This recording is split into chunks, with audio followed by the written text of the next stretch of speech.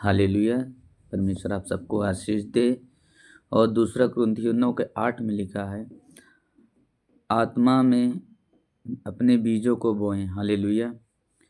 और हम वचन पढ़ने जा रहे हैं।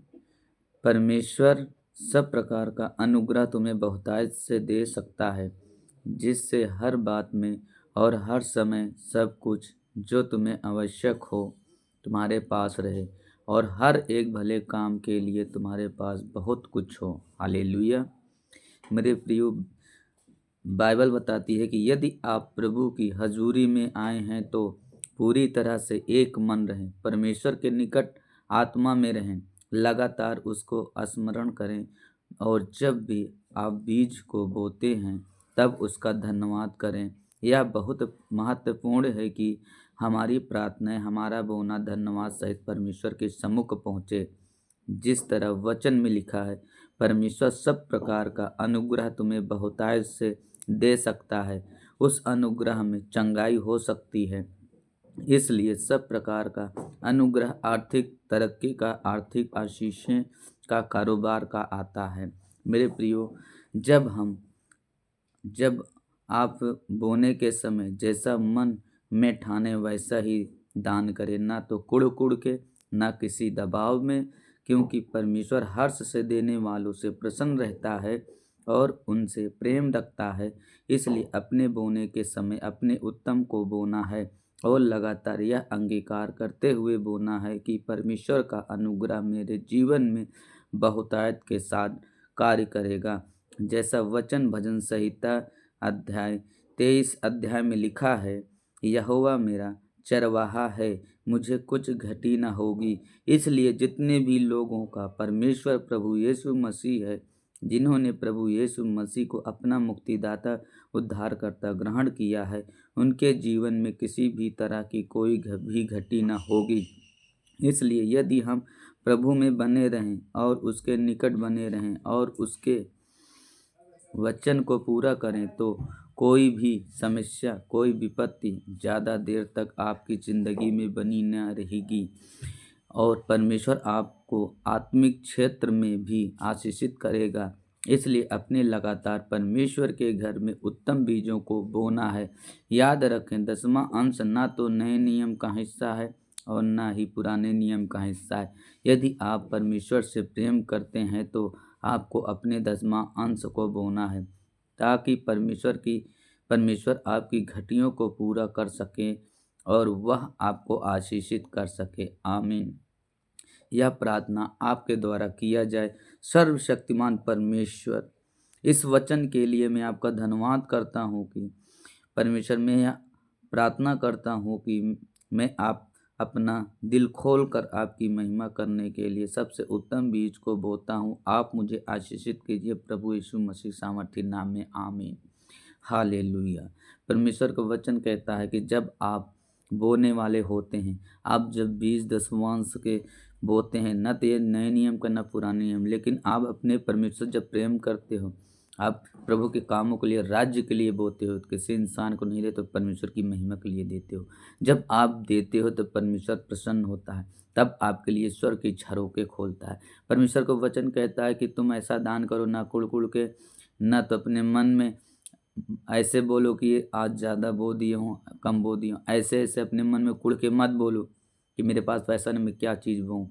अगर आपको बोना है तो हर्ष से बो, न कुड़ कुड़ के, न तो एक दूसरे के मुंह देख के बो। आप ऐसा बीज बो कि जब दाएं हाथ बीज बोए तो बाएं हाथ को ना पता चले। जब आप बो तो आपके पड़ोसी ना जाने, आपका कोई सदस्य ना जाने, आपका गुप्त में होना चाहिए बीज। तब परमेश्वर स्वर्ग से आपके लिए प्रतिफल देता है।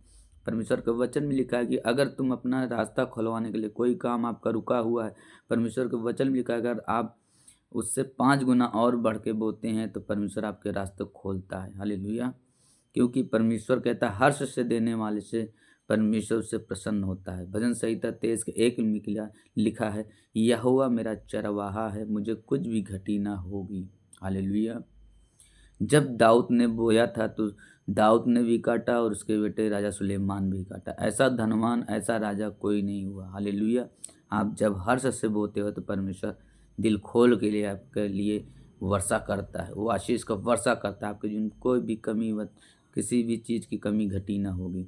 जब प्रभु यीशु मसीह जब परमेश्वर का वचन बता रहे थे, जब दान के बारे में बता रहे थे, तो उसमें एक औरत, एक बुढ़िया जो विधवा थी, उसने कंगाल विधवा थी, और वो सभी लोग, बहुत बड़े-बड़े लोग वहाँ पे थे, बिजनेसमैन शायद होंगे, बहुत बड़े लोग थे, यहूदी थे, सारे थे।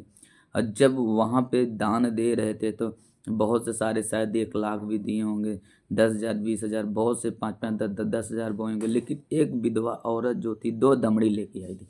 2 दमड़ी लेके आई थी। परमेश्वर ने उसके बोने को देखा, उसके चीज़ों को देखा, उसका दिल देखा, उसका मन देखा। इसने हर्ष से बोई, प्रभु की महिमा के लिए बोई, जो कि इसके पास जो भी धन था, 2 दमड़ी जो बचा के रखी, वो परमेश्वर के भवन में पूरा जीविका ही बो दी। और परमेश्वर ने उससे खुश हुआ, और यीशु मसीह ने उसकी गवाही दी कि इसने जो बोया परमेश्वर ने इसको देखा, इससे प्रतिफल दिया, और परमेश्वर इसके जीवन में चंगाई लाया, इसके जीवन में गवाही लाया। ऐसे ही जब आप बोते परमेश्वर के भवन में जाके, तो परमेश्वर आपसे प्रसन्न होता है, आपके जीवन में हर एक बंद रास्ता खोलता है, आपके लिए बड़ी गवाही खड़ी करता है। आपका कोई बिजनेस रुका वो चलने लगता है, आप कर्ज से भरे होते हैं तो आपका कर्ज परमेश्वर के द्वारा सब खत्म होता है। और कहीं ज़मीन में आपका लफड़ा है तो सॉल्व कर देता है परमेश्वर, आपका हर एक रास्ता खोलता जाता है। किसी भी चीज़ में आप हाथ लगाते हो तो आपको मिलता है।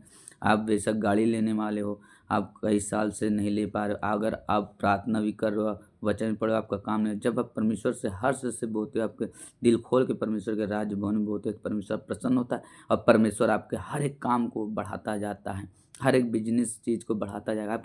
आप जिस गाड़ी को नहीं ले पा रहे हो, आप उस गाड़ी को लेने लगोगे। परमेश्वर तुम्हारे दिमाग बुद्धि को खोलेगा, हर एक रास्ता आपके लिए बनाता चला जाएगा यीशु मसीह के सामर्थी नाम में। और परमेश्वर आप सबको आशीष दे। सभी को जय मसीह की। आप परमेश्वर के भवन में जाओ और बीज के साथ जाओ, खाली हाथ कभी मत जाओ। जब आप लेके कुछ जाओगे, भर के जाओगे, अपने आप को खाली करके मत जाना, क्योंकि परमेश्वर के भवन जाना हो तो हाथ खाली करके मत जाना। और उससे कहो कि परमेश्वर में मैं जो भी कुछ लाया प्रभु तेरे राज्य के लिए आया हूँ, किसी इंसान को नहीं। जब मैं बोऊँ तो परमेश्वर से स्वर्ग से ग्रहण करना। और जब याकूब देखा रहा था कि जब अपने उसके माता पिता, उसके जो भाई था, उसको मारने के लिए तैयार था याकूब का, याकूब भागता हुआ चला गया। एक जगह ऐसा गया कि वहाँ जब सो रहा, अपने स्वप्न में देखा कि कोई किसी का 20 दशमांश, किसी का चीज़ जो स्वर्ग में लेके जा रहे थे स्वर्गदूत परमेश्वर के सामने, उसने देखा कि कोई ऐसा बोया है, कोई दान परमेश्वर के भवन में लेके जा रहा है स्वर्गदूत। उसने स्वप्न में देखा, और उसने क्या कहा कि अगर मैं अपने माता पिता, अपने भाई पास के जाऊं, अगर मैं कुशल से वापस आऊँगा, तो मैं तेरे राज्य में तेरे चीज़ों के लिए मैं भी बोऊँगा, और यहाँ पे तेरी महिमा करूँगा, यहाँ पे तेरा भवन बनाऊँगा मैं। आप समझ रहे हो? जब उसने देखा, जब ऐसा काम किया, वो बच के आया और वहाँ परमेश्वर का भवन बनाया, और याकूब परमेश्वर की महिमा करता रहा, और याकूब का नाम इज़राइल नाम रखा गया। और हालेलुया, क्योंकि याकूब के जितने भी बेटे थे वो भी परमेश्वर के अनुग्रह से थे। एक यूसुफ था जिसको लोग मार के कुएं में डाले थे, परमेश्वर ने उसको राजा बना दिया, क्योंकि याकूब का बोना, याकूब का विश्वास से चलना, परमेश्वर की महिमा करना उसके लिए बड़ा धन था। हालेलुया। जब आप किसी चीज़ के लिए बोते, आपके लिए हर एक काम बनता जाता है। आपका कोई ऐसा बंद कोई काम है जो आपका खुलने लगता है यीशु मसीह के सामर्थी नाम में। और आप प्रभु के भवन में खाली हाथ मत जाओ, परमेश्वर से मांगो कि अपनी ग्रेस में बढ़ाएं, और परमेश्वर अपनी सामर्थ मुझे भरें।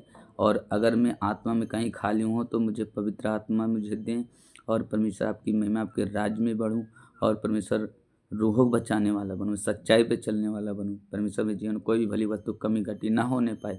आप जब बोलते हो, आप जब प्रार्थना के द्वारा मांगते हो, तो परमेश्वर कहता है कि तूने कुछ दिया है तो मैं तुझसे उससे बढ़ के दूंगा यीशु मसीह के नाम से।